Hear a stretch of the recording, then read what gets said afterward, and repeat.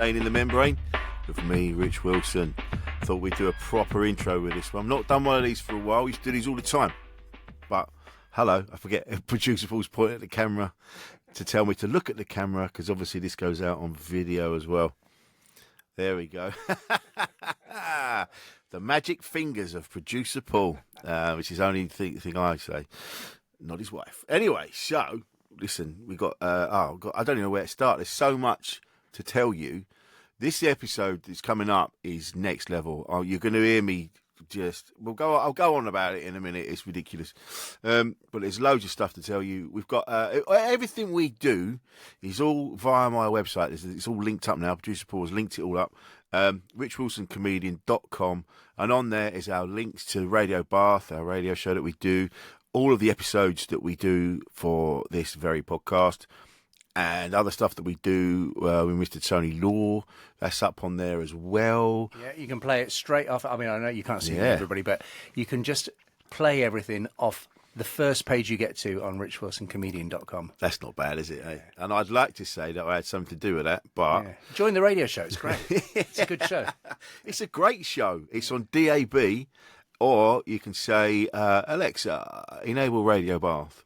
And then you'll hear us. It comes out midday every Saturday, or you can if you miss that, it's on Mixcloud. So the Tuned Up Time Machine on Mixcloud, which is on your website. Which is on my website. Let's not confuse things. Yeah. Everything we do is on our website. It's all connected. All links to everything we do is on richwilsoncomedian.com. Also, I need to give a shout out to my man Stacey at SOS Records in Leon C. A year now they've been going, and they said it wouldn't work, and it bloody well has. He's pulled it off, the boy. And so get yourselves down there for all your vinyl needs. He's got clothing in there as well from their SOS clothing line. It's a great little shop.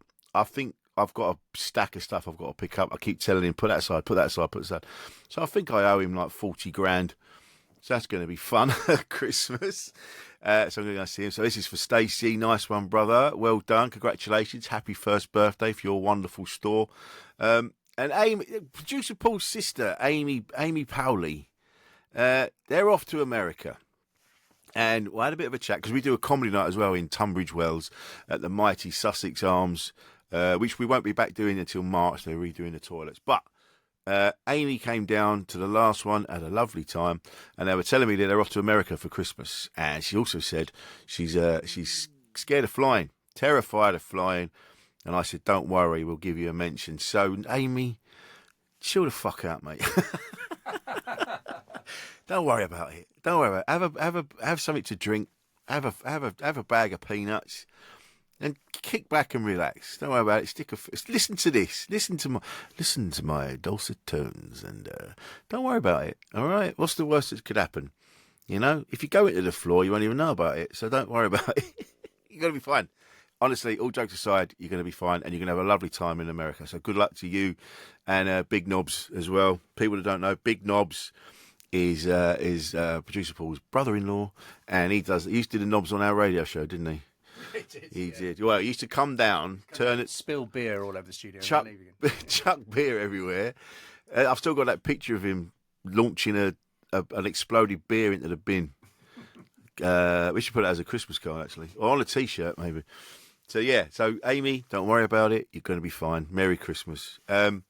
Yeah. So that's all that. That's everything that's going on there. We've got. I want you to listen to.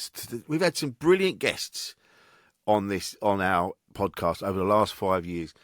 They continue to be brilliant, and you need to start listening to them. You have to tell your friends. Subscribe to our what do they subscribe to? YouTube? Yeah. Apple Podcasts, yeah. YouTube, Spotify, wherever you get your podcast from. Just click. All you gotta do is click it. It doesn't affect you in any way, shape, or form. If you click it, there you go. You don't get bombarded with shit. It's just you just click it and we're there. And it's free. And it's free, for God's sake. Come on. To our patrons, thank you very much for doing that. We really appreciate that. There is stuff coming, I promise. Just got to do it. Got to find a time with a baby and everything. I mean, I'm surprised this goes out. But we're getting there. We have got ideas. There's something we're going to be starting doing in March that we're going to be filming. We'll keep you posted about that. That's an exciting thing that's happening. So we'll let you know that's coming up. But yeah, just click subscribe and do that for us. Tell your friends about it. We've had some great guests in the last couple of weeks. We had Tiff Murray the other week, who I love Tiff. I was instantly taken by her when I saw her at Green Man talking about her book, My Family and Other Rock Stars, about her time living at Rockfield Studios. It's honestly, read the book. The book's brilliant. And it's some fascinating stories, brilliant stories in there. And this week's guest, I mean, I've been trying to get him on. I don't know, I think since we started, I've tried and failed because of my inadequacies, nothing else. Nothing to do with him. He's a top dude. But we made it happen. We finally made it happen. And I did try and sit on myself a little bit. I was trying not to be too gushing. And I wasn't sure. You know, like when you admire someone, you're like, I hope it's going to be all right. And I think you'll agree. This is absolutely first class. We had such a good chat. I felt like I'd known him years. You know, having a proper chinwag with him. Jon McClure, the mighty Jon McClure from Reverend And The Makers, the Rev himself. And honestly, you'll hear it. We have a surprise kind of cameo about 25 minutes in. You'll hear that. That'll be funny. So yeah, just a great chat with a great bloke. So you know what? I'm going to stop going on with all this nonsense. RichWilsonComedian.com. Go and click that link and go and find out what else we're doing. But before you do that, coming up in a minute, it's Jon McClure on his Sane in the Membrane. Here we go. Lovely. Yeah, and we're LinkedIn, mate. Nice. Oh, mate, it's so good to have you on. I've been looking forward to this. Yeah, good, man. Proper. Do you know what I love about your band? I've been a big fan for years and years, and then I saw you at the Electric Ballroom in Camden. Must have been 2019. It was a bit before the lockdowns, and I was stood there. I was on my own. I've only ever been to gigs on my own a couple of times in my life, and I'm stood there at the side. And I watched as the whole place, before you'd even come on, was bouncing to Human League, Don't You Want Me, Baby? And these proper geezers were singing every single word, arms round each other. And you go, this is a band for the people. And then afterwards we went out and you were stood on a bench singing Message to You, Rudy. Yeah. And we're all doing that. And then seeing what you're getting up to now, there aren't too many bands that you can say like they're a band for the people, with the people. Do you know, as I get older, I've started having love for them bands. So I'm going to gear some of them bands now. Madness are one of them bands. Yeah. Paul Eaton has always been one of them kind of people. And as I get older, I look at them people and I think, oh, you've got something about you. Like, it's not like you're trying to be trendy or out like that. You're just trying to be like good and give people a good night out. And yes.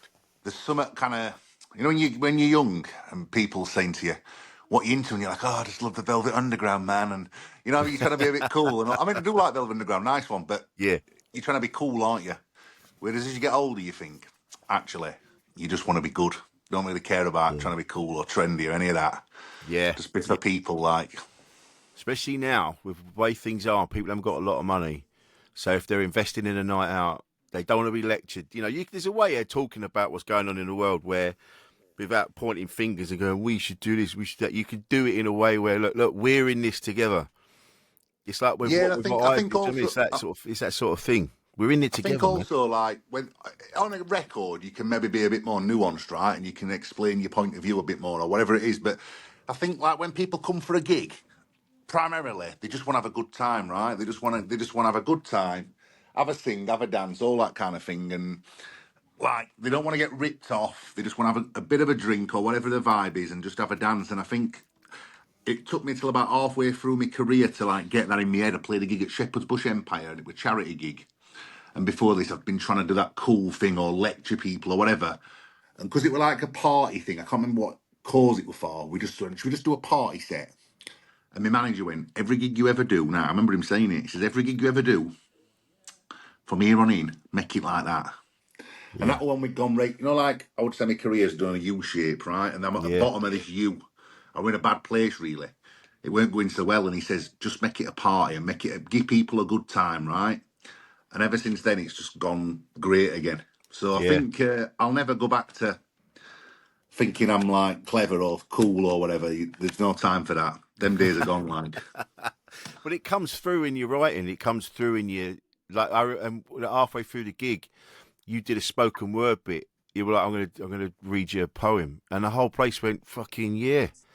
And and it was again, you're going like, this is like someone that would be described as a geezer, but there's a side to him that's this side, and it just shows these other geezers that you can be into poetry and you can be into jumping around, and none of it's exclusive. You can be these things.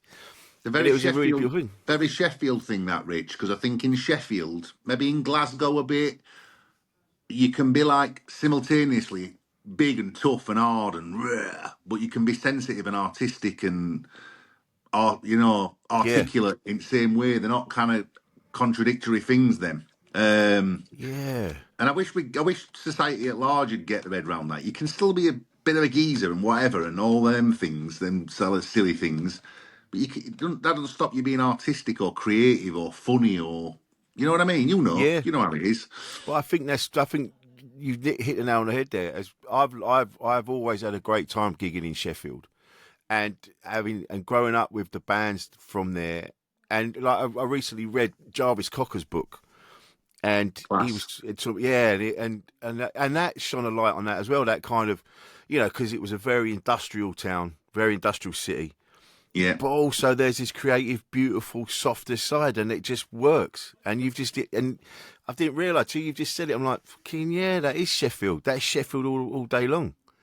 If you think about even Human League, like the take Phillips vocals off, which are quite sort of eccentric and whatever, and really arty and all that stuff.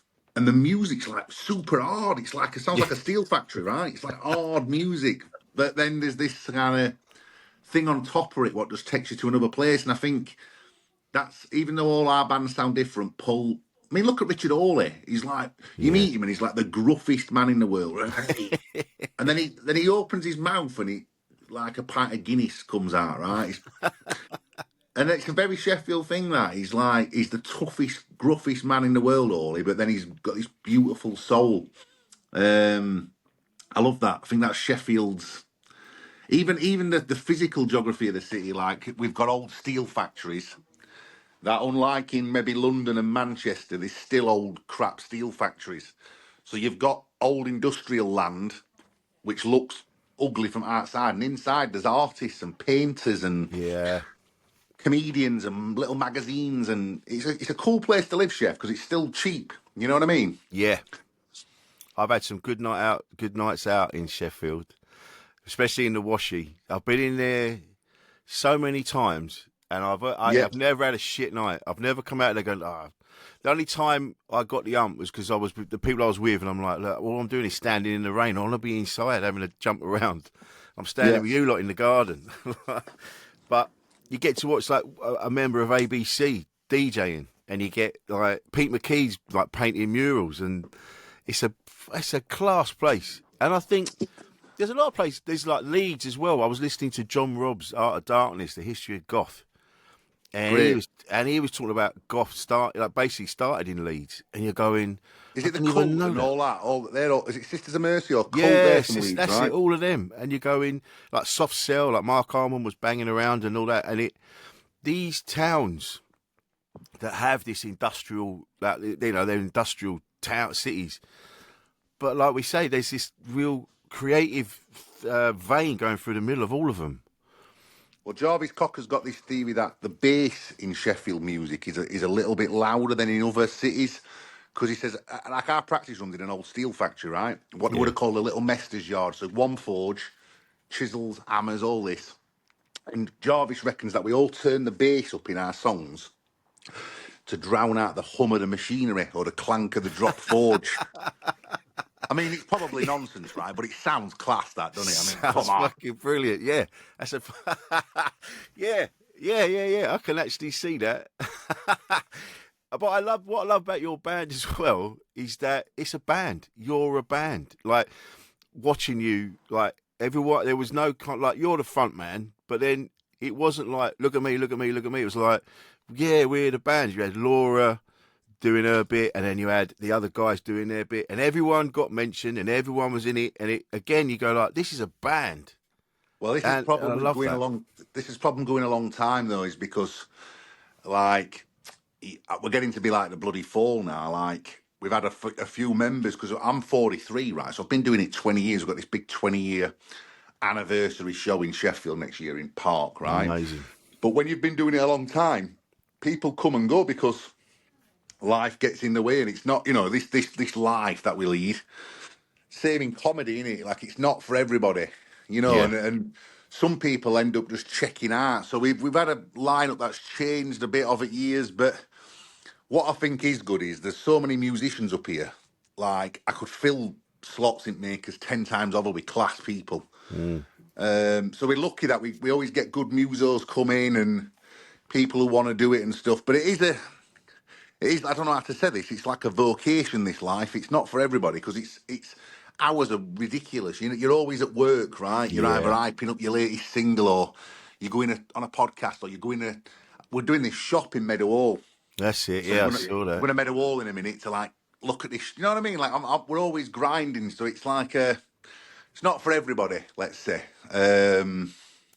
So I think, like, you never really expect. I don't know what you think, but you never expect to be doing this sort of stuff when you get older. You think you're going to be like. I always thought we were going to be back in Steel Factory or call centre by now, so I'm a bit like I'm making it up as I go along. Yeah, it does feel like I'm a cartoon character that's run off the cliff, and I'm like waggling in the air. Like, am I going to drop or am I going to keep going to the other side? It's a fun, because I see I'm 52, so I'm like, well, I didn't think I'd still be doing this. So, all right, but now I've got no But choice. I think we might be like, in Shawshank Redemption when Morgan Freeman's like, I'm a lifer. I'm here. This is me. Like, I'm here for good. Yeah. Like I think we might be here for. This is it now. Like, what else are you going to do at this point? Do you know what I mean? Yeah, exactly. Is it hard as well because obviously you're working with Laura as well, and you've also had to do like the normal stuff, like bring up kids and things like that. That must have been stressful. It can be tense, yeah, because obviously, like, she weren't my girlfriend when we started band. She was just another member at band, and obviously, because she's dead fit and sound, after a bit on tour, I'm like, oh, fucking hell, I'm in love with you. Shit. And then we got together, then we split up. This is before we've had kids, but I didn't want to be like that knobhead who, like, we're not together, so you've got to leave band, because she was in Yeah. band before, so she's still in band, but she's my ex. Then I married her, obviously, and we had kids. And it's like a family post office. It's like all hands on deck. We're all doing it, right? So we had a gig in Mexico earlier on a year. Kids come. Had an holiday. Nice. Like, we're at that point now where you have to make it part of. It's like kids had to do a reading project for school, and one of the kids is like, yeah, I've grown up. I love music, and I've grown up. He's 10. He's like, I've grown up in the industry, and I'm like, you have though. You've joined circus, mate. You've been born into circus, like. You're born in circus, lad, because your mum and dad's job's right weird. Do you know what I mean? All his mates, mum and dad's. Like, I'm walking around my house now. What time is it? Half one, whatever time it is. Like, all rest of his mates, mums and dads, are at work, and I'm doing weird things at weird hours and talking on phone to people, and then we're going on telly or we're on radio, and it's a weird thing. And sometimes there'll be periods where. Well, you're saying, you have a bit of a fallow period and you haven't done a gig for a bit or you haven't done anything all creatively for a bit and you've just been sat about and everybody's like, probably sometimes you're just thinking. You're thinking of new material, let's say, or don't look like work to my mum's like, what you on your phone all day for? I've had it where, my missus is a comic as well, but she'll come in and she'll go, you've been sat there all day, what you been doing? And you go, I was just thinking of what a funny number. What's a funny number? Like, is 17 a funny number? And she's like, well, all day? I'm like, yeah, because I got this bit. She's like, but you haven't moved. I'm like, yeah, but I just couldn't. Yeah, but like I used to like my mum. I've been doing it 20 years and my mum still says you're getting paid. Are you getting paid? Yeah, of course. And it's like, what are you doing? I'm just thinking. Where do you think it comes from? You know what I mean? I'm a genius, mate. But it is, it's a part of it, right? Like, it's just sometimes. Like, Laura will find me and I'm like, it's like I've like got rigor mortis. I'm like, she's like, what are you doing? I'm like, just thinking. I've got this. It's like it's only like one word in a sentence, like a lyric. And I'm so into it. But I think other thing is like me, if your partner does a similar thing, and mine same. There's an appreciation for that. Yeah. Yeah. I'll tell you a story. Let me tell you a story because you'll like this. This is class, and it relates to what we were talking about earlier about Sheffield. When I'm 18 years old, I go in a recording studio. It's the first time I've ever been in one. They call it Yellow Arch. It's where Richard Hawley makes all his records, right? Right. And I'm with his bass player, and I said, play me some tunes, Col. And he plays me a load of indie shit he'd been recording, and then he plays me this one tune, what sounded like a lost Bill Withers track, like it's on another level, right? I'm like, who's that? He went, they called him Stu Mosley. I went, burn me a CD. This is when you used to burn CDs. Burn me a CD, Col. He said, I can't because he's dying. Now, I'm that obsessed with this track, Rich. I went home to my mum's, went it phone book, found his name, lived at Cobden View Road at Crooks, where Paul Carrick, Joe Cocker, they're all from up there. I rings him up. I says, listen, I've heard your tuning in studio. I'm obsessed with it. He went, you'll have to come and see me. Goes to see him. He's this little old bloke like Charlie Watts. He's dying of emphysema, lung cancer, whatever it is. Shit. Got fag on. He's all mashed up. And he says, so you want to be a musician, do you? I said, yeah, I do, yeah. Really want to do it, like, fancy myself as a bit of a rock star, like. He said, I've got a piece of advice for your son. And I stayed in touch with this bloke till he died, as it turned out. But he goes, I've got a piece of advice for you. I went, go on then. He went, as you know, I used to play with Joe Cocker. Because I was signed to Ireland. Went to Woodstock with Joe Cocker. I was signed to Ireland the same week as Bob Marley. He said, and I've done this all my life, made music, and it's an hard life. He said, but I've got one piece of advice. He said, you need an understanding partner. He said an understanding woman. He was a bit clear, but he was an old-fashioned guy. He went, you need an understanding woman. And at 18-year-old, I thought, shut up, you silly bastard. No, I didn't think that, but you know what I mean? I'm like, why do you think that to a young kid? I don't give a shit about that. And as I've got older and I'm still doing it, and I think he was trying to tell me something, Rich. Yeah. They were trying to, because if you hit wrong partner who inhibits you, or I don't know your missus, but see Laura, I couldn't do what I do without her because she lets me go off and be a madman. Yeah, I know exactly what you mean. My missus, like I say, because she's in it, but she does say sometimes, she's like, so what are you doing today? So, I'm doing the podcast, and then we're doing a radio show. Right, okay, cool.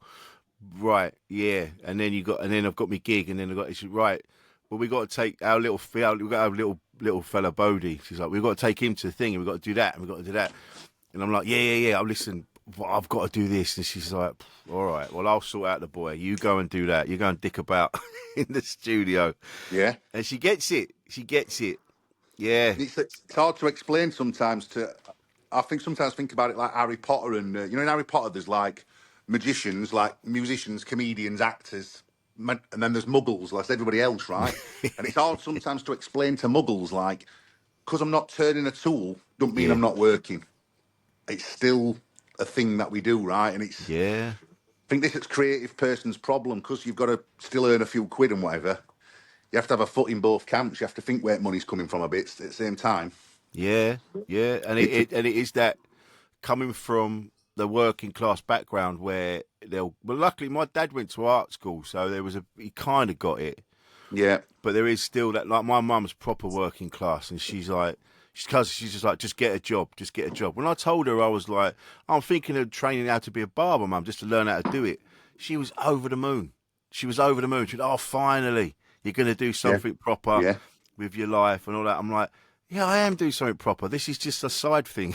Like, she can't quite get it. She don't quite get it. My mum once said to me, when you're going to get a proper job? Yeah. You need to go with this music and get a proper job. Now, my brother, he does a thing called Steve Bracknell, right, where he's a Sunday League football manager.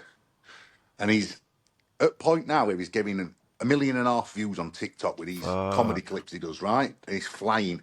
And he's just at a point where could I not work and do this all the time? And I can see my mum's like cogs going in her head, same as she did with me. But how's he going to make money? He's got to pay a mortgage. He's got to all this. And I think as a creative person, sometimes you've just got to back yourself and go for it. Yeah. I've just been talking about that this morning. I've just being your own cheerleader and going, fuck it. I'm going to do it. I'm going to do it. I think, I've seen your brother's clips, actually. You're really good. He's flying, mate. No, he's flying, but it's that thing in it, like, and let's be right, heavyweight champion, my biggest song in the world. even to this day, my biggest song, right? I've had Yeah. loads of others, but that's my biggest one. The lyrics of that are about relate to this because I don't want to be that person who wakes up one day and thinks, oh, all them songs I never wrote, all them gigs I never did. Wish I'd done that. Wish I'd had a go at doing that. I'd rather knacker myself out doing it than wake up with regrets about feeling creative or imagine if you never just thought, I'm gonna do this now. This is me. I'm gonna be this Yeah. guy. And you carried on doing what you were doing. Like what did you do before? Loads of stuff. I was a labourer, bus driver, delivering furniture. I did it all because it was just like you left school, no qualifications, and just went whatever comes along. So it was like, come and drive this van, come and lift this box, come and dig this hole in the floor. And it worked till 32, and then I was working in a comedy club, and then someone went, "You should do this. You could earn a few quid from this." And I went, "Yeah, go on, then I'll do that." And it just happened. And then, but even that, it wasn't like, "Oh, I need the attention." It was like, "Oh, it's a job. You can earn a few quid." Yeah. And doing it like that, and it's funny. Yeah, listen, when people ask me advice, which is very difficult to give sometimes, but they say, "Oh, I really fancy doing it." I go, "Well, go and do it then. You have to do it because if that little voice is there, I yeah, think sometimes all that separates successful people or people who are successful on a level, right? Because let's be right, I'm not fucking John Lennon and you're not Richard Pryor, right? But we do yeah, his thing, don't we? We do his thing and we're successful on a level. But I think all that separates, like me and you, from geezer or lass who fancies having a go. He's just thinking, fuck it, I'm going to do it. yeah. I think you've got to just make that decision. So I remember I used to live with Alex from Arctic Monkeys. Oh yeah, And I remember him at 18-year-old or 17-year-old, as it were, at the time. And he's saying, John, I'm meant to go to uni next year. What do you think I should do? What do you think I should do? And I said, well, what do you mean? He went, well, I've got band and we're doing all right. And like, if I go to uni, I'll have to stop doing band. I says, no, do band. Like, you do what you're meant to do. yeah. Like, is that what you're meant to do? He said, oh, I'm meant to do band, yeah. Duck band then. And obviously, fucking went all right for him, didn't it? You know what I mean? Yeah, he's done all right, hasn't he? Fucking get good, isn't he? If he carries on, he might fucking make something of this thing, you know what I mean? Oh, mate. But this is what I like. This is the thing, again, like I said to you, like a band of the people, like you're really open about where you're from and how you've come up. And you do it is inspirational to people from our backgrounds. Seeing someone like you doing what you're doing, and then you go, just fucking do it, mate. Just do it, because that's what you did. There's some stats out now, isn't there, to do with working class representation in the arts, and I think in acting, comedy, music, a bunch of other shit, like working class representations year on year just going like this, coming down and down and down. And I think at some point it's going to have to bottom out that way. Where people, I'm not saying posh people can't do art, because Rolling Stones, The Clash, they all went, you know what I mean? That's not what I'm saying. I'm saying that like at some point people are going to be like, where's all working class voices? And I think as an older person, as we both are, older people who do stuff, you have a responsibility to try and encourage younger people to give them a leg up. Like, there's a bit of that sometimes. I feel that. And I've had it myself. I've had it off Martin Ware, Evan 17, Nick from Pulp, Richard Hawley. I've had it myself where they've advised me and helped me and tried to fucking... Do you know what I mean? Yeah. There's a bit of that, mate. And I think, like you say, people like you and me doing what we do gives people they go, oh, actually, I could do that. Because I never joined a band because I wasn't surrounded by musicians. So I was always like, oh, that's for other people. Other people do that. Yeah. There wasn't anyone I was really into that was going, oh, yeah, you could do this as well. It was all kind of, they were, rock stars. What made you think you could do your thing then? Just watching it in the comedy club. I didn't realise that there was like a grassroots level. I always thought comedians were like on the telly or doing arenas and all that. Like bands. I never thought... I've been to see loads of bands, but it never really occurred to me that I could do it. It was only working in a comedy club and seeing it and seeing what really went on and talking to them. I went, oh, yeah. So maybe if I'd been surrounded by musicians, I might have gone in that direction. I do actually think, like... and I've noticed this from my brother since he started doing a bit of comedy, like... it's what you do in some ways is harder because if I'm singing having a bad gig and singing like an horse, like on some level I can mask it by band being dead loud and there's other people to bounce off, and I think that kind of solitary thing when it's just you and a microphone is I could do it. I'm not funny enough to do it, but if I were, I could do it. But it's daunting because you can't hide, right? No, and when you have a shit night at work, it's a fucking shit night at work, and it's always when you're the furthest away from your house. So you do a gig in Carlisle, you got to drive back to London, and that's when you've had the worst gigs. You got 5 or 6 hours in the car all the way back down. Hating yourself in service stations. yeah. And then hating yourself because you're having another McDonald's or another Fucking that's right. I was saying to somebody the other day, I've got like an intricate knowledge. This is when you know you're a veteran, right? I've got an intricate knowledge of most service stations in the UK. Like I know where WH Smith's is, where Bog is, where Chosen Noodle. I'll tell you where they all are like. All the ones that have got a Marks and Spencer's, they get a better sandwich. Oh mate, Waitrose, Marks. I've got it. I know when to stop. Tell you, time my petrol run and everything.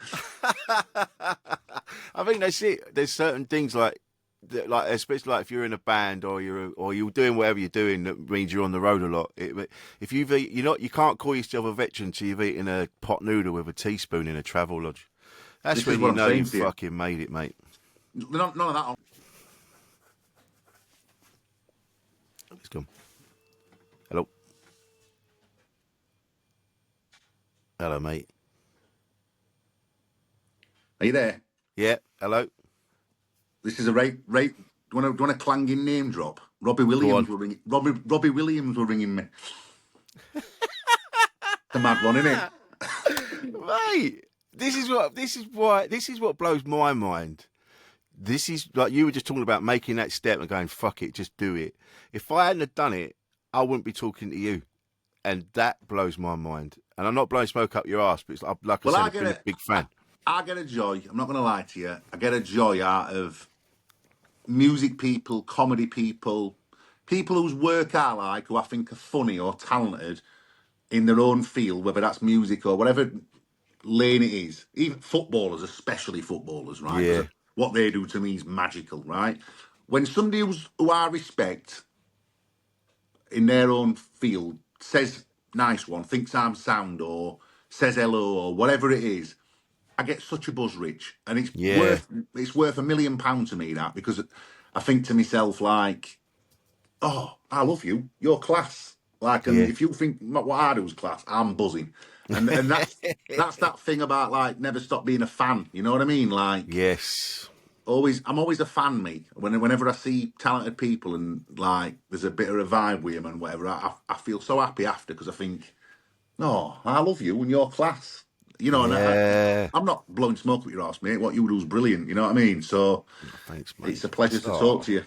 Yeah, and you, mate. And it's funny, isn't it? I saw the picture because you went to Robbie Williams's the thingy of his new film. You went to the I tell you what, it's class and all, really good. Yeah, it looks amazing. And I wasn't really a bigger. I mean, I went to see Take That in their heyday, but that's because of the girl I was seeing at the time. I had to go.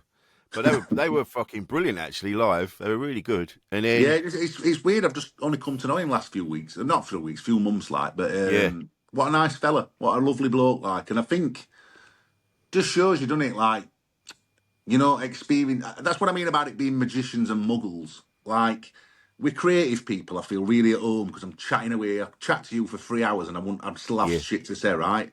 Same with him. Same with creative people. And I feel like I sometimes struggle to move out of them circles. Like when I'm talking to like people who are outside of that, and I'm like, oh, I don't know if it's an ADHD thing or what, but I'm like, real life seems like very far away to me. Like, when I'm talking about mad creative shit and fucking service stations and mad mental shit, I'm happy as Larry. Like, I love it.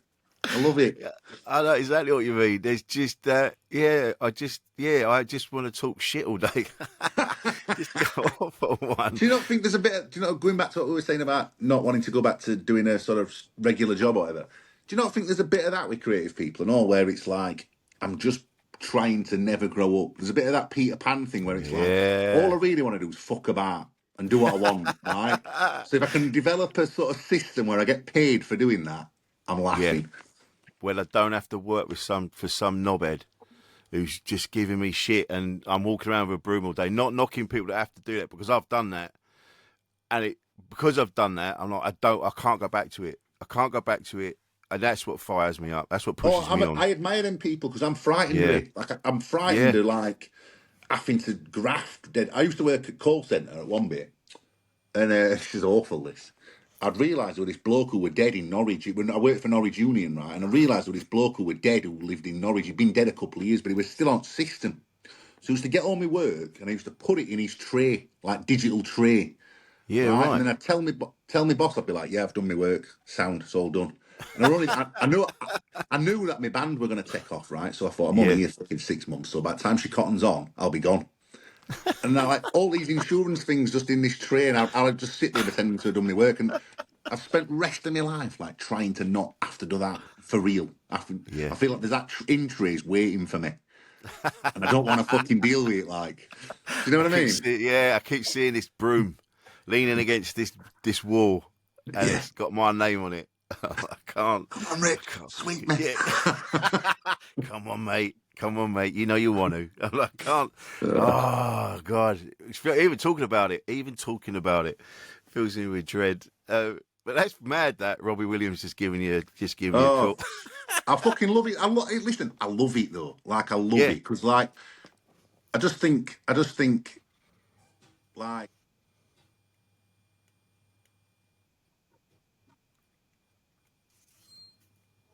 are you there, mate? Hello, mate. Sorry, pal. Hello. Don't know what went down there. It's all right, mate. It's all right. Yeah, like I love talking to mad people. Basically, I love talking to interesting people, and people who just inspire me. Like him being one of them. Not because he's level of fame, but just because he's a super interesting person. And like sometimes I just walk around. There's loads of that in Sheffield. You walk around as mad characters, right? Yeah. Just mental people, who like. They'll inspire you. They'll have a little lyric or my mum's great for that. She's got loads of like little sayings that I have for songs for lyrics. So she'll say stuff like, "There's no pockets in shrouds." You know, what the fuck does that mean then? What do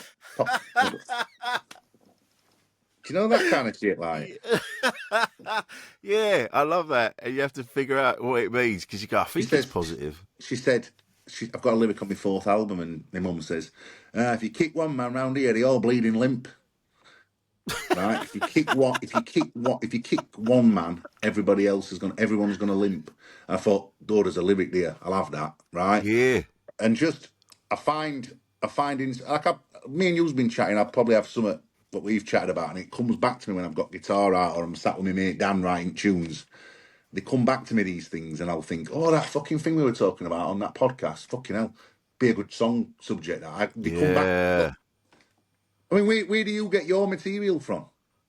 Just talking, just being out, talking, doing stuff, just banging around, getting up to, just having mad conversations with people that aren't about bills and stuff. You know, just chatting, and you'll go, someone will say something, or they'll tell me a story, and I'll be in my head, I'll go, oh, I've got a similar story. Oh, I could put the two together. That would make one brilliant story. And then I go, I'm going to have that. And they go, really? I go, yeah, I'm having that. Yeah. I like Paul here. Paul. I was talking about my lad now. Right? So I had kids in the 90s, and now I've got this new one now. And I said, it's different now, like nutritional, like it's all broccoli and all that now, whereas back then it was chicken nuggets and Wheatos. And then my missus came in, and she went, oh, we're a bit naughty today. He had his first chip. And then Paul went, that kid's had more chips than a fucking seagull, mate. And I fucking laughed my head off. I went, I'm having that. That's where it comes from. Yeah. Just around, isn't it? Just people are great, man. People are great. I think I went through a stage for various reasons of just being in my house a lot and not seeing people. Lockdown was shocking for me for that. And like, Yeah. I need that social interaction. So like this year, I've set up this thing called Day Fever with like Vicky McClure, actress, and her husband Johnny, and my brother Yeah. Chris, and my mate Jim. And it's like a daytime disco thing, right? For like 3 while 8 or something like that. And it gets rammed. We're in like 23 cities or something next year, right? It gets rammed. But getting me sent out of the house and going and talking to people in flesh, I get so much more from that than just being online and being like in my house. And I wonder whether like some problems that happen creatively, some when it feels a bit boring and dull out there, especially in music game, it's because of that. Because I think people shut themselves off sometimes. Yeah. And it's all right. It's all right. Me saying I don't want to do a proper job or whatever. You've still got to have that social interaction. Because when I went in call centre, you'd be sure I had a lot of lyrics and a lot of song subject. I'm gonna write. Yeah, I'm gonna yeah, write yeah. a song about Julie on accounts because she's pissing me off. You know what I mean? Yeah, but you've always been honest about about your mental health and your struggles with it. Like I remember seeing you like talking about lockdowns and what was going on, and then what's been happening in the last year. Like you and your family have really been through it, but you've been really honest about it. Like really talking about you, which is another reason why I love you in the band, because you were just going, look, this is what's been happening. Like you started recording a new album, but then you lost your dad, and you sort of, and then you stopped, and then you explain it. Look, I'm not putting this out, or I need to come away from it and do something else because of what's been happening. And it was really, people need that in their life. Well, I'm going back to fix it. 2nd of January, I'm back in trying to fix it. Yeah, But I think you've got to just be honest now because let's be right, for whatever reason, there's a lot of pressure on people. And you know, this is why I wanted to do this charity single for Christmas with Samaritans. I've lost my uncle, my auntie, my cousin, my dad's best mate, a bunch of mates of my own to oh suicide. man, And there's a lot of folk yeah, struggling at the minute, right? So I think this goes back to what we've been talking about rest of the podcast, really. As an entertainer, comedian, musician, all right, one of your jobs is to lift people up, distract them, make them smile, dance, feel good, all of that shit. That's yeah, one side of it. But also, I think like you can't this day and age pretend everybody's all right because a lot of people, for what I don't know why, I think what they ought to do really is why are so many people struggling? What's going on here? Like, yeah, but yeah, I think honesty is the way because I know people, especially up north, there's a fucking weird thing with northerners, right? Sheffield, especially blokes. Oh, fucking working class people, all of that fucking nonsense. Oh, yeah, fucking I'm all right. They don't talk about the problems. no, And we've got to get rid of that. yeah, It's like a weird hangover from Victorian era, innit? Or yeah, whatever it is that still persists in our culture, like that kind of don't talk about. Like, I'd rather you did me head in and went on about it too much than we're all bottled up and doing your yeah. nut inside, like. So you've got to get it out there, man. Because that's the thing as well. Like I had someone recently, and I didn't know what had happened until I got the invitation to his wake, and you're like, but I was talking to him, and then you look back and go, fuck, I haven't spoken to him in a year after we did Yeah. that thing, and I was talking to other people, and they were like, I said, but what was happening? And he goes, mate, as far as we knew, everything was fine. He went a bit quiet, and then that was it. So you don't know. Yeah, You don't know. especially in creative world, right? We a part of the thing that makes you able to be a singer or a comedian or an actor or whatever it is you've probably got that light and that darkness, right? You can light the room up, but you can fucking turn it dark on yourself and all. And I think there's a disproportionate amount of creative people actually who suffer because I've like I said, I've had this ADHD diagnosis, right, late in life, and I fucking problem we have in that is I look around me now and I'm thinking, well, you fucking got it, and you fucking got it, and you've definitely fucking got it. But you can't tell people this, but there is a thing where a lot of people who've got them kind of differences, let's call them, because I don't think the disabilities, I think the differences, they're attracted to creativity as a means of expression. So there's a disproportionate amount of musicians, actors, comedians who've got it and all. Yeah, So there's all of definitely. them things all swimming round in this sort of mental soup. You know what I mean? Yeah. Yeah, I think you have to have a certain way of being to want to do what we do. It's because this is funny. When you said about the lockdowns, I was talking to my mate, another comic, Paul Peary, and I was saying to it, and he went, but we need the attention and we need the stage and I was like, first time ever, I was like, nah, it's not that. I just like doing it.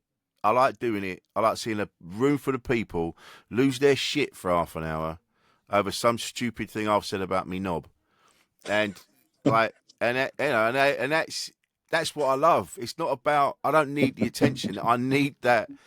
I want to make people happy. And I think that's why that's why you're in a band, because you want to see people, like when you're shouting at the crowd, let's fucking bounce, and the whole place just goes mental, as I saw with my own eyes. There's not a feeling like it. Oh well, Is there? there's some deep psychology attached to that, isn't there? You know, which probably save it for a fucking part two or something. But like the that power and responsibility that comes with being able to affect a number of people in a room in a positive way. It fucking hell, like what made you think you could do that? And there's a lot to be unpicked there, but Yeah, it's a what a fucking feeling. Like you were saying, mate. there's no feeling like it really. No, and then it's like when you're making your music in the studio, and do you ever know that there's this is a fucking tune. Like, you love all your music, of course you do, but I remember when I first heard Bassline for the first time, and I'm like, even now when it comes on, the fucking hairs on the back of my neck go up. I'm like, this is a fucking Well, tune. it's magic, right? If you think of a fucking gag that's funny as fuck that didn't exist before you thought about it, then you've summoned up into being in this world some fucking. It's like conjuring. It's like alchemy, right? Yeah, It's like man. Yeah, you've conjured up a gag that's made a load of people piss the sends that didn't exist before, and yeah. that's like. It's not like you fucking made somebody a sarnie, is it? Like it's a fucking. It's a. I don't mean to be disrespectful to anybody who runs a sandwich shop. That's not what I'm fucking saying. But No, of course not. Of course not. like, there's some magic in it. It's a Yeah, precious thing. Like, and that's why I don't think you want to surrender it. Like I see comedians and musicians, and I can't make this work. I can't make it pay. I can't devote time to it. Whatever. And I'm like, all right, that's fine. But what are you going to do that's ever going to make you feel as good yeah, as what this is? yeah. Yeah. Well, yeah, you've got no choice. Like you said before, we have no choice now. We're in it. This is it. We've given ourselves over to it, and yeah, what are you It's gonna a, do? What are you gonna it's vo- fucking do? well, we're talking about vocation, aren't we? Yeah, And I'm not saying it's like the fucking priesthood. That's not what I mean. But like, it is. You give yourself over to it completely. I bet sometimes you'll be sat having a shit midnight, and fucking light comes on, and you're like, "That's funny." I need to fucking. You do. You don't choose it, do you? It chooses you, doesn't it? running around trying to find a pen in the dark with my trousers around my ankles. You'd be Like, surprised how many songs I've wrote having a shit, mate. I'm fucking telling you. Now that she's older, just wipe me off. You know what I oh gosh. mean? But speaking of lyrics, I'm going to talk about it. Because the new song, Late Night Phone Call. It's a proper Christmas tune, mate. It's proper, and I don't know anyone. I was thinking about it yesterday. Yesterday I had to go to Tesco to get some formula and some other bits and bobs, and I was listening, and I'm like, no, I don't think anyone in history of music has ever sung the lyrics "Apple Crumble" with more passion Well, tell you a than funny that. story about that. So me and my mate Dan, I've got this new way of working. It's me and my pal Danny, and I've got this like other bit in the house. We're going back at house. Get tunes, get guitars out, get speakers on, get it all up on laptop, all music going round. And I'm classed with words, he's classed with melody. So between us, we get like a. So he'll be like just singing nonsense, and I'll be like writing my little poem to go with it, and we'll be knitting it together. And then we get to that bit of the song, and I'm like, "What's it gonna fucking do here then?" He's like, "Oh, I don't know, like sweet apple crumble." So I'm normally I'd call, all right, cool, that sounds great, good melody. I will come back to it, keep going. And every time I've come back to this sweet apple crumble bit, I'm trying to think of something serious to say, and I'm like, I can't fucking do it. No. Or like, is sweet apple crumble just genius? So it were like, Beatles used to make up joke words for things. All their Yeah. songs had joke lyrics when they first wrote them, and we've basically left the joke lyric in. But it's fucking beautiful. It sums up. It's such a beautiful it's symbolic of the love, of the feeling. It's like just You know that one when you've had fucking- a skinful and you're hoping there's a bit of there's obviously a little metaphorical thing, isn't there? You're hoping there's a bit of sweet apple crumble when you get back in house with Mrs. and you want a bit of romance, but like it's sometimes saying the very. I struggle with this sometimes because you can be over wordy, right? Saying the very obvious thing, because it's like a true thing. It's like, have you left me any apple crumble?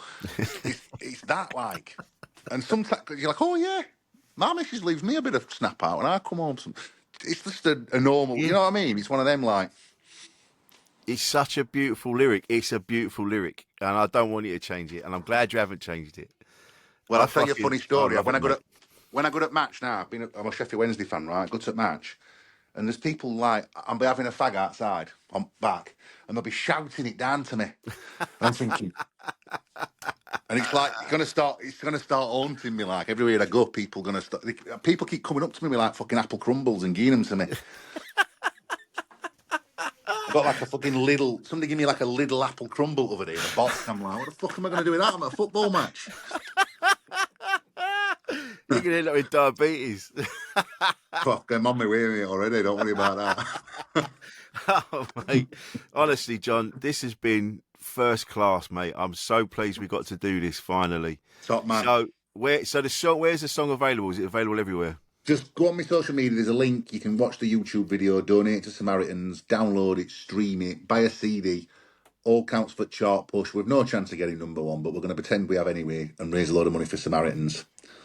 Amazing. And then if you want to come and party with us, we're doing a 20-year anniversary gig in Sheffield next August. And if you've been a long-term fan, it's going to be like the kind of celebratory big moment for 20 years at band. So come along to that and have a weekend in Sheffield and enjoy yourself. I might just do that, mate. I love Get Sheffield. yourself up, mate. Yeah. Oh, mate. Honestly, John, thank you so much, mate. It's been an absolute joy talking to you.